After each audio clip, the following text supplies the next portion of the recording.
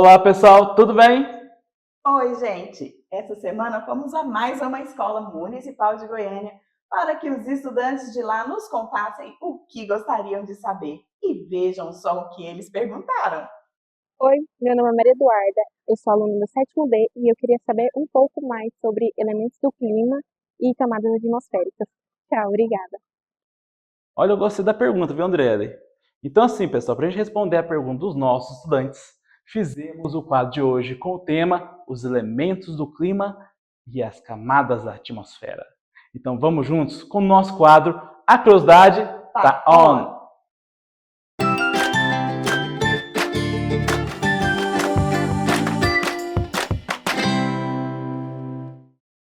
O clima é um dos fatores mais importantes que influenciam a vida no planeta. Isso aí. Ele se refere às condições atmosféricas que prevalecem em uma determinada região por um longo período. E para compreender melhor o clima, é necessário analisar os seus elementos, que são os fatores que definem as características do tempo atmosférico de uma região. Você sabia, Gabriel? Sim, uai. Entre os principais elementos do clima estão a temperatura, a umidade, a pressão atmosférica, os ventos e a precipitação. Esses elementos interagem de maneira complexa e são essenciais para determinar as condições climáticas em diferentes partes do mundo. Exatamente. Os elementos do clima, temperatura, umidade, pressão atmosférica, ventos e precipitação, são fatores essenciais para entender como o clima se comporta em diferentes regiões do mundo, em diferentes países. É bem interessante. A interação entre esses elementos define as condições atmosféricas e influencia a vida das pessoas, a biodiversidade e até as atividades econômicas. Isso aí. E compreender esses elementos é crucial para planejar ações que visem adaptação às mudanças climáticas, além de ajudar a prever fenômenos naturais que podem afetar o cotidiano das pessoas. E para entender um pouco mais sobre os elementos do clima, acompanharemos juntos a 2 vídeos do canal do YouTube Geo Ilustrada. No vídeo de hoje, nós vamos falar sobre os elementos e os fatores do clima, assunto bem comum aí na escola, no 7º, 8º ano, e também nos vestibulares, como o Enem. Então, se você quer saber um pouco mais sobre isso, vem comigo para o vídeo. E aí, pessoal, tudo certo? Eu sou o Paulo, professor de Geografia. Como sempre, uma satisfação ter vocês aqui comigo na Geo Ilustrada. Nosso assunto de hoje, os elementos e fatores do clima. Então, sem enrolações, como é a marca registrada aqui do canal, vamos lá, começar então com as diferenças entre clima e tempo. Basicamente, o clima é o conjunto dos fenômenos meteorológicos que caracterizam a condição média da atmosfera em determinado local. Já o tempo é uma condição passageira, de curta duração, dos fenômenos atmosféricos. Então, basicamente, enquanto o clima vai apontar para uma condição média da atmosfera, o tempo vai estabelecer uma condição passageira. É o mesmo que você dizer, a minha cidade é predominantemente quente, porém, nos últimos dias está fazendo frio aqui. É basicamente isso. Eu não vou me aprofundar nessa questão porque já tem um vídeo aqui explicando isso certinho. Vou deixar o link no card aqui em cima e também na descrição aqui embaixo. Ah, professor, e por que é importante eu saber disso? Porque neste vídeo nós estamos discutindo sobre os elementos e fatores do clima. Então saber essas diferenças é essencial. Beleza? Antes de entrarmos nos fatores do clima, vamos entender quais são os elementos do clima e o que eles são. Bom, basicamente, eles são os elementos que compõem o clima e caracterizam a atmosfera de determinado local. Mas para facilitar aqui para você,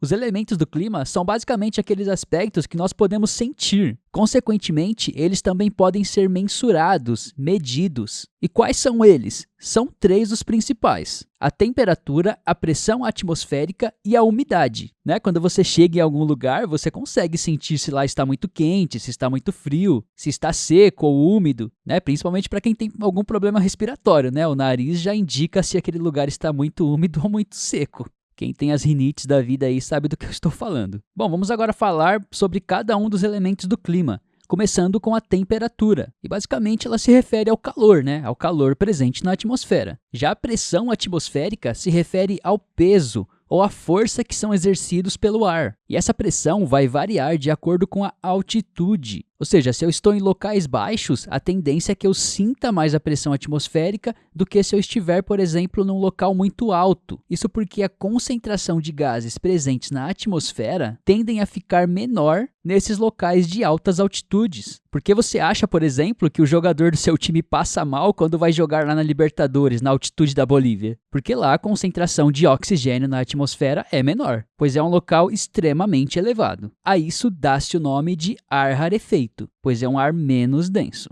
Não se esqueça disso, beleza? E o último é a umidade do ar, que se refere à quantidade de vapor d'água presente na atmosfera. Simples assim. Então esses são os 3 principais elementos do clima. Vamos agora falar dos fatores do clima. Ah, tem diferença, professor? Sim, tem muita diferença. Mas o que vem a ser os fatores do clima? Basicamente, eles são os fatores que influenciam e determinam os elementos do clima. Por exemplo, os fatores vão influenciar a quantidade de calor que determinado local recebe, o quão úmido ou quão seco ele será, e por aí vai, beleza? Bem simples, né?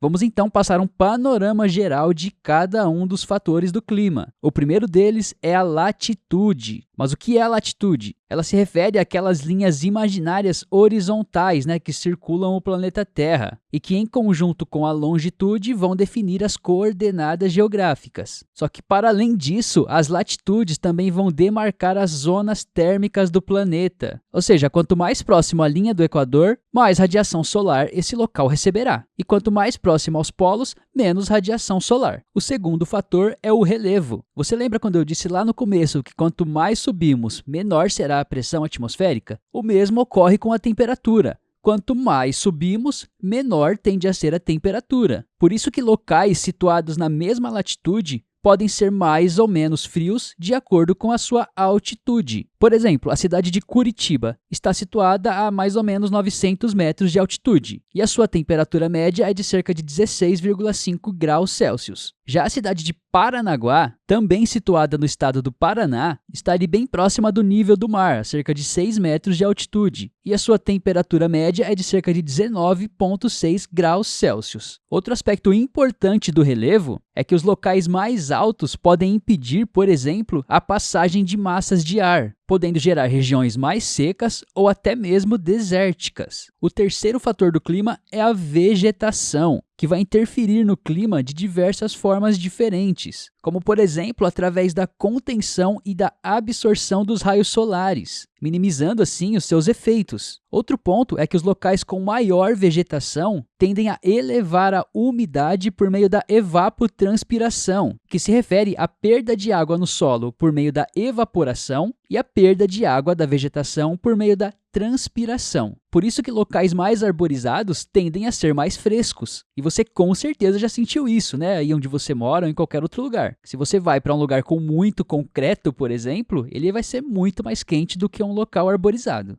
O quarto fator do clima que eu destaco é a maritimidade e a continentalidade, que se refere ao quão próximo ou afastado de mares ou oceanos determinado local estará. Por exemplo, cidades litorâneas como Rio de Janeiro são mais afetadas pela maritimidade, enquanto locais mais interioranos, como por exemplo a região centro-oeste do Brasil de forma geral, tendem a ser mais afetadas pela continentalidade. Isso afeta principalmente a umidade e a temperatura desses locais. Por exemplo, os locais afetados pela maritimidade tendem a ser mais úmidos do que os locais afetados pela continentalidade, pelo motivo óbvio de estarem mais próximos aos mares e oceanos. Isso também faz com que esses locais tenham uma amplitude térmica menor. O que é amplitude térmica, professor? É a diferença entre a temperatura máxima e mínima de um local no mesmo dia. E isso ocorre porque os locais mais úmidos, por conta da maior concentração de vapor d'água na atmosfera, têm mais capacidade de reter o calor, causando menor variação na amplitude térmica do que os locais mais secos. Bem tranquilo, né? Vamos entrar agora nos 2 últimos fatores do clima.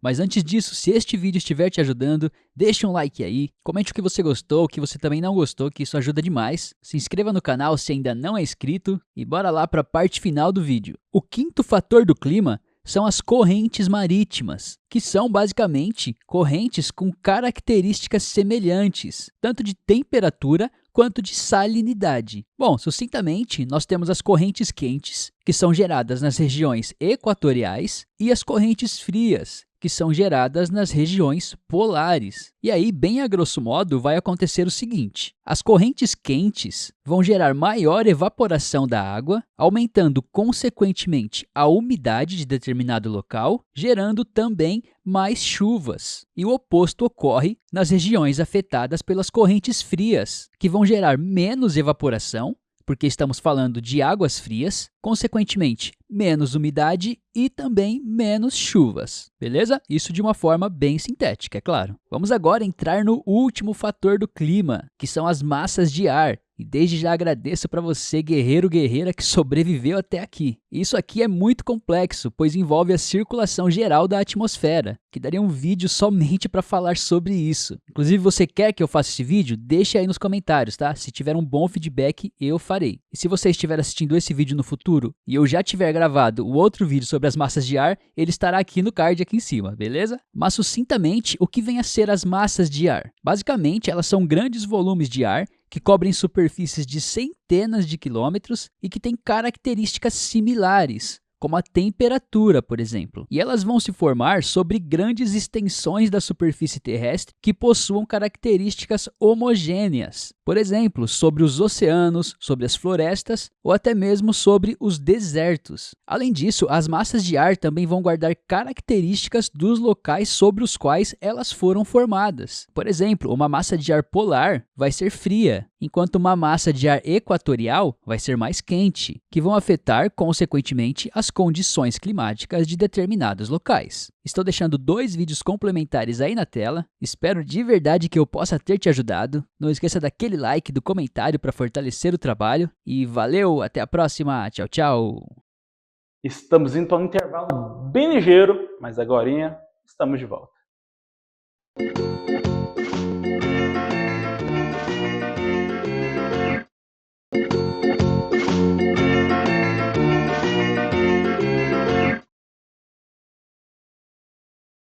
Estamos de volta e continuaremos com a curiosidade de hoje. E agora falaremos sobre as camadas da atmosfera. Isso aí, a atmosfera é uma camada de gases que envolve a Terra e é fundamental para a vida no planeta. Ela atua como um escudo protetor, filtrando os raios solares nocivos e regulando a temperatura, além de permitir a respiração dos seres vivos. Sabia, Gabriel? Exatamente. E assim, para a gente entender um pouco melhor a atmosfera, é necessário dividi-la em diferentes camadas, cada uma com características específicas relacionadas à temperatura, composição química e fenômenos que ocorrem em sua extensão. Essas camadas são a troposfera, a estratosfera e a mesosfera. A termosfera e a exosfera também fazem parte. Isso aí. Cada uma delas desempenha um papel vital no equilíbrio ambiental e na dinâmica climática de todo o planeta. Cada camada da atmosfera desempenha funções essenciais para a vida no planeta, desde a troposfera, onde ocorrem os fenômenos climáticos e a respiração dos seres vivos, até a exosfera, que marca a transição para o espaço. Todas as camadas estão interligadas e cumprem papéis fundamentais no equilíbrio ambiental. Exatamente. Compreender a estrutura da atmosfera ajuda a entender como a Terra está protegida de diversos perigos, como a radiação solar, a entrada de meteoros e as variações externas de temperatura, além de destacar a importância da conservação da camada de ozônio e do estudo contínuo dessas camadas para preservar o nosso meio ambiente. E para entender um pouco mais sobre as camadas da atmosfera, acompanharemos juntos a 2 vídeos do canal Geo Ilustrada. No vídeo de hoje nós vamos falar sobre a atmosfera terrestre, com foco nas principais características de cada uma de suas camadas. E com relação a isso, eu sei que tem muita gente que sofre para decorar a ordem dessas camadas. Inclusive eu já sofri muito para isso. Porém, eu descobri um macete incrível e eu quero que você tente não decorá-las depois que eu te mostrar. Ah, professor, o tente aí tá com M. É isso mesmo, você vai entender lá no final do vídeo. Então bora lá comigo. E aí pessoal, tudo certo? Eu sou o Paulo, professor de Geografia e sejam todos muito bem-vindos aqui à Geo Ilustrada. Nosso assunto de hoje, as camadas da atmosfera terrestre. Então bora lá entender cada uma delas. Mas antes de falarmos das camadas em si, vamos entender o que vem a ser a atmosfera. Sucintamente, ela é uma camada de gases, de vapor de água e de outras partículas sólidas que estão em suspensão e que envolvem o planeta Terra. Porém, você precisa saber que esses gases não estão distribuídos uniformemente ao longo da atmosfera terrestre. Ao contrário, pois estima-se que nos primeiros 29 quilômetros da atmosfera terrestre estão concentrados 98% de sua massa total, composta majoritariamente por nitrogênio e oxigênio, como você pode perceber neste gráfico. Então, sucintamente, quanto mais subimos, mais rarefeito o ar vai ficando. Isso significa que a concentração de gases vai diminuindo na atmosfera. Sabe quando seu time vai jogar a Libertadores lá na altitude da Bolívia, do Equador, e os jogadores não aguentam dar 2 piques sem botar a língua para fora ou sem vomitar? Como já aconteceu com o Messi, inclusive? Então, tem a ver principalmente com a rarefação do ar, que vai diminuindo a concentração de oxigênio na atmosfera. Agora que você já entendeu o que é a atmosfera, vamos passar para as suas camadas. A primeira delas é a troposfera, e é a que se encontra mais próxima ao solo. Ela possui uma extensão de cerca de 17 quilômetros, e à medida que essa distância vertical aumenta, a temperatura vai diminuindo, cerca de 6 a 8 graus por quilômetro. Essa camada também é conhecida como a camada do tempo, pois ela concentra quase todos os fenômenos meteorológicos e climáticos. Além disso, cerca de 75% da massa total da atmosfera está concentrada na troposfera. E como curiosidade, é aqui que circulam os aviões, tanto os de passageiros quanto os de carga. A segunda camada é a estratosfera, e ela vai atingir uma elevação de cerca de 50 km de altitude com relação à Terra. E diferentemente do que ocorre na troposfera, aqui a temperatura vai se elevar à medida que a altitude aumenta, atingindo o máximo de 0 graus no seu limite superior. Outras características da estratosfera é que há pouquíssima concentração de vapor d'água, além de ventos horizontais muito fortes que podem superar os 100 km de velocidade. Mas talvez a principal característica da estratosfera seja o fato dela abrigar a camada de ozônio, que você já deve ter ouvido falar muito aí na escola, não é mesmo? Bom, a camada de ozônio possui uma importância vital para os seres vivos do planeta Terra, pois ela é responsável por fazer a filtragem dos raios UV do Sol, que são muito prejudiciais aos seres humanos. E essa camada de ozônio está situada a cerca de 20 a 35 quilômetros de altura com relação à Terra. E como curiosidades, aqui nessa camada também podem circular os aviões a jato e é também onde estão os balões atmosféricos. A próxima camada é a mesosfera. E aí você já deve estar pensando, pô, esse monte de esfera aí que não acaba. Calma, eu também sempre tive muitas dificuldades para decorar isso daqui. Mas no final do vídeo, como eu já disse, eu vou te passar um método que eu utilizei para decorar e eu garanto que também vai funcionar com você. Então bora lá, mesosfera. Bom, nessa camada a temperatura volta a oscilar negativamente, podendo chegar a mínimos de até menos 95 graus Celsius. Por conta disso, a mesosfera é conhecida como a camada mais fria de toda a atmosfera terrestre. E esse fenômeno se deve principalmente à rarefação do ar, que não permite a retenção de calor. E essa camada também tem uma importância muito grande, pois é nela que acontece a combustão de meteoritos, impedindo que eles avancem em direção à Terra. Então é aqui que são formadas as famigeradas estrelas cadentes. Bom, agora vamos entrar para as últimas duas, que são a termosfera e a exosfera. Mas antes disso, aqueles favores básicos, se você estiver curtindo o vídeo, se este vídeo estiver te ajudando para aquela provinha de amanhã, deixa o seu like, comente aí.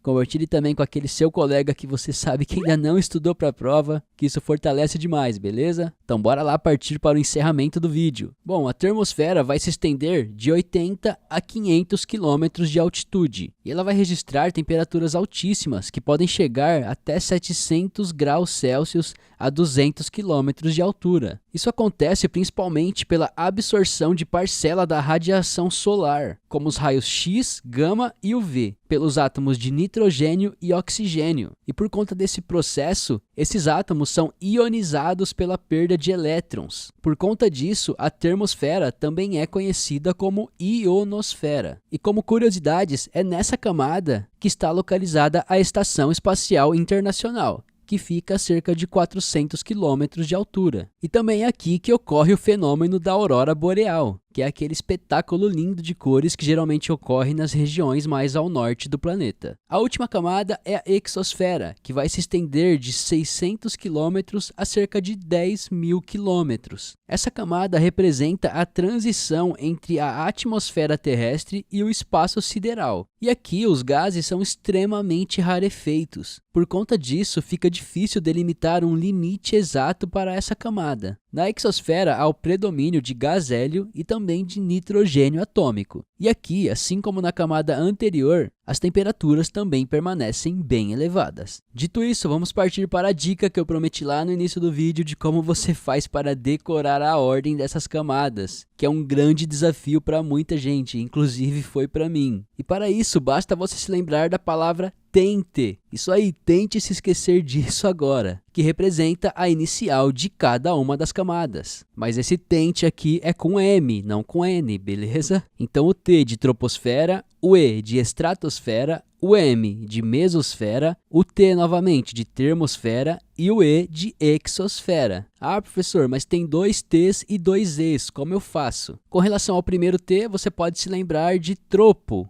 ou topo, que representa a primeira camada. Logo, o segundo T vai ser o termos, de termosfera. E com relação aos 2 S, é ainda mais simples.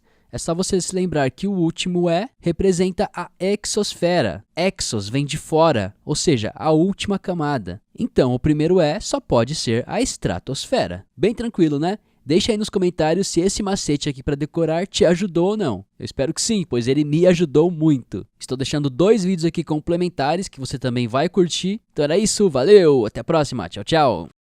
Quero agradecer ao professor Paulo do canal do YouTube Geo Ilustrada pela colaboração e peço que se inscrevam, curtam e assistam aos vídeos. É bem interessante, vale muito a pena, hein, pessoal?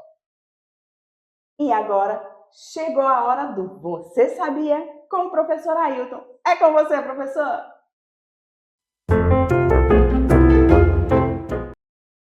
Olá, pessoal! Vocês sabiam que a camada de ozônio é uma parte fundamental da atmosfera terrestre, responsável por proteger a vida na Terra dos efeitos nocivos da radiação ultravioleta, UV, emitida pelo Sol. Localizada na estratosfera, entre 15 e 35 quilômetros de altitude, essa camada possui uma alta concentração de moléculas de ozônio, que absorvem a maior parte da radiação UV. A camada de ozônio tornou-se foco de atenção mundial a partir da segunda metade do século XX, quando cientistas descobriram que ela estava sendo gradualmente destruída por substâncias químicas produzidas pelo homem, como os clorofluorcarbonetos, CFCs. A compreensão de seu papel e das ameaças que ela enfrenta é essencial para a preservação ambiental. A principal função da camada de ozônio é absorver entre 97% e 99% da radiação ultravioleta de alta frequência que chega à Terra. A radiação UV pode causar sérios danos aos seres vivos, incluindo queimaduras solares, câncer de pele, danos aos olhos e ao sistema imunológico. Além disso, afeta diretamente o equilíbrio dos ecossistemas, prejudicando o desenvolvimento de plantas e organismos marinhos, como os plânctons, que é a base da cadeia alimentar nos oceanos. Sem a camada de ozônio, a vida na superfície terrestre estaria exposta a níveis perigosos de radiação UV, o que poderia ter consequências catastróficas para a biodiversidade e a saúde humana. Na década de 1970, pesquisadores descobriram que substâncias químicas chamadas clorofluorcarbonetos, CFCs, amplamente utilizados em refrigeradores, aerosóis e espumas estavam contribuindo para a destruição da camada de ozônio. Quando liberados na atmosfera, os CFCs sobem até a estratosfera, onde, sob a ação da radiação solar, libera átomos de cloro. Esses átomos reagem com as moléculas de ozônio, destruindo-as. Cada átomo de cloro pode destruir milhares de moléculas de ozônio, o que leva a um afinamento da camada, especialmente nas regiões polares.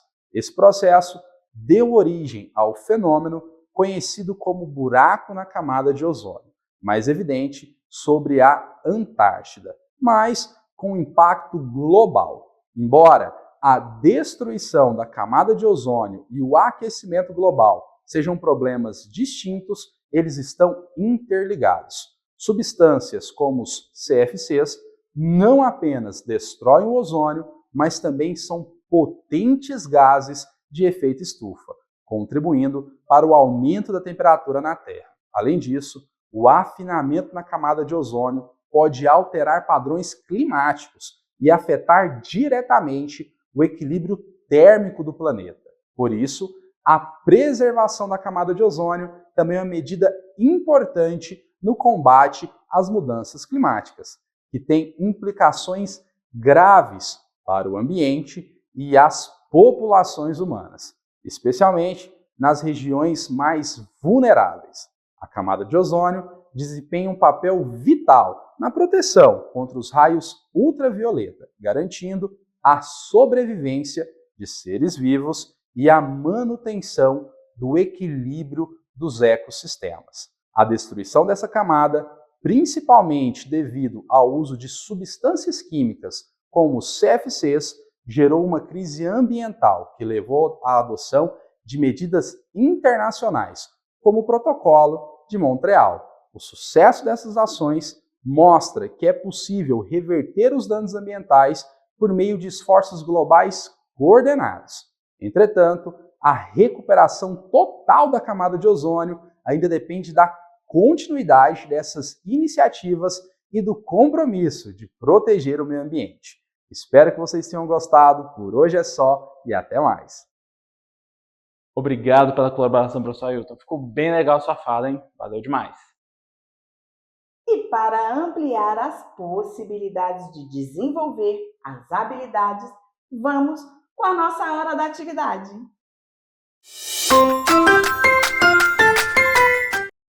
E aí, gente? Na atividade de hoje, inicialmente, os estudantes vão pesquisar sobre o aquecimento global. Após a pesquisa e o estudo, o professor abrirá uma roda de conversa sobre a temática, buscando ampliar a análise e conhecimento dos estudantes. Após o diálogo, os estudantes irão produzir um folheto explicando o que é o aquecimento global, como ele ocorre, o que ele pode mudar na nossa vida e como podemos evitar e minimizar esse problema. Após a confecção do folheto, os estudantes vão distribuir e dialogar com os outros alunos da escola e da comunidade sobre os riscos do aquecimento global. E espero que tenham gostado da atividade de hoje e até a próxima! Ah, Gabriel, estamos chegando ao fim, mas eu espero que vocês aí de casa tenham gostado do programa de hoje. Isso aí, André. E não se esqueça de acessar o nosso portal Conexão Escola para ter acesso a mais atividades e também a outros vídeos. O nosso site está aqui na sua telinha junto com o QR Code. Então basta acessar o www.sme.goiania.gov.br/Conexão Escola. Tchau! Tchau!